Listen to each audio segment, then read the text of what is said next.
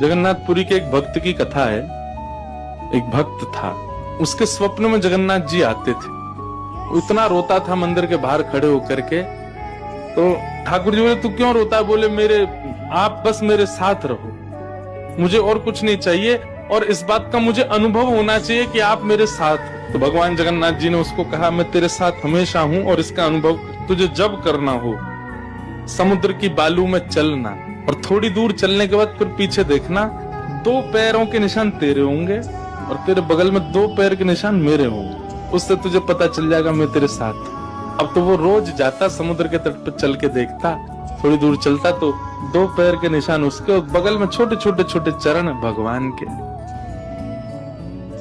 इतना प्रसन्न रहता था। लेकिन ये उसके घर में कोई घटना घटी, माता जी का देहावसन हो गया, बहुत कष्ट में आ गया, इतना पीड़ा में आ गया, रोने लगा, बिलखने लगा। अपनी माँ के जाने के भाव से तुरंत दौड़ करके गया। बोले, मैं मन को शांत करने का एक ही तरीका, पता चले जगन्नाथ जी मेरे साथ। अत्यंत पीड़ा में था। जैसे ही समुद्र के तट पर चल रहा था, रो रहा था बहुत तेज तेज।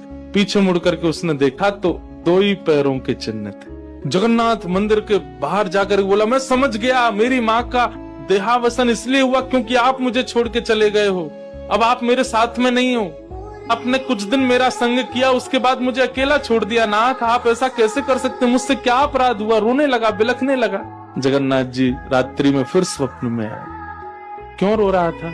बोले, नाथ, आप मेरे साथ थे हमेशा, और आज आप मेरे साथ नहीं थे। मैंने जाके देखा 2 ही चरण चिन्ह थे, और आज ही मेरी माँ का भगवत धाम गमन हो गया। इसका मतलब आपने मुझे त्याग दिया ना? मुझसे कोई अपराध हुआ है? भगवान बोले, नहीं। तो फिर आज आपके चरण चिन्ह क्यों नहीं थे? भगवान बोले, कल तक मेरे चरण चिन्ह थे क्योंकि तू भी चल रहा था और मैं भी चल रहा था, परंतु आज तू पीड़ा में आ गया तो तुझे गोद में लेके मैं ही चल रहा था। वो मेरे चरण चिन्ह, तेरे नहीं, वो मैं ही हूं।